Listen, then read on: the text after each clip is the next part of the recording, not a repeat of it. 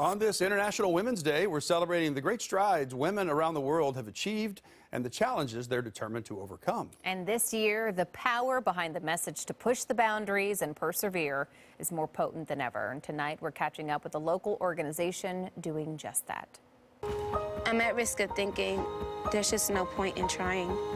Talk about women's history. Girls Inc. is a national organization founded in 1864 that inspires girls to be strong, smart, and bold. We have a verified and evaluated youth development model with all kinds of curriculum that we know address the needs of youth today. Health and wellness, body positivity, media literacy, financial literacy, access to college readiness, and future careers that increase their self-determination.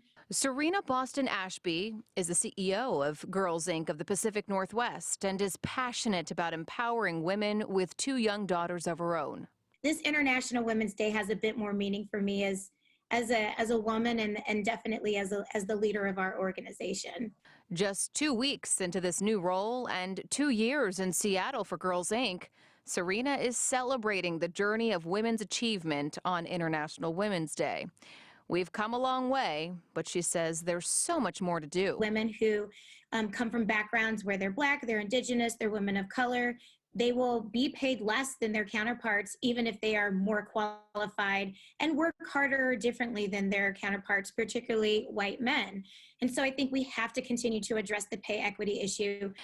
Paving her own path on this fight for equality is Amaya Gustav. We're not prioritizing the valuable people in our society that contribute to our functioning world. And I want to be able to make policies and to pass policies that positively affect community members and help people survive. The 19-year-old sophomore at Pitzer College in California attributes her leadership and motivation to the 10 years she spent with Girls Inc. I deserve a spot and I deserve a chance. And I think that's one of the biggest lessons that I learned through Girls Inc. and that I still preach with my leadership today as a Black woman. Well, right now, Girls Inc. offers after-school programs in Seattle and Highline schools, but the organization's working to reach more young women through other virtual options. You know, how can people support this program? Because this is a great idea. Yeah, everything being remote has been challenging for a lot of organizations, and Girls Inc. is one of them, David. And next month, I'm told that they're having a virtual brunch, which is a way that they can connect with the community. And maybe for those parents or young women who are interested in the program, they can come and hear their message and be a part of what they're looking forward to doing in the community, but also a way for others in the community who like this organization to contribute and continue helping others. Yeah, it's hard to believe they've been around that long, and I've just heard them through your story, Girls Inc. All right, great work.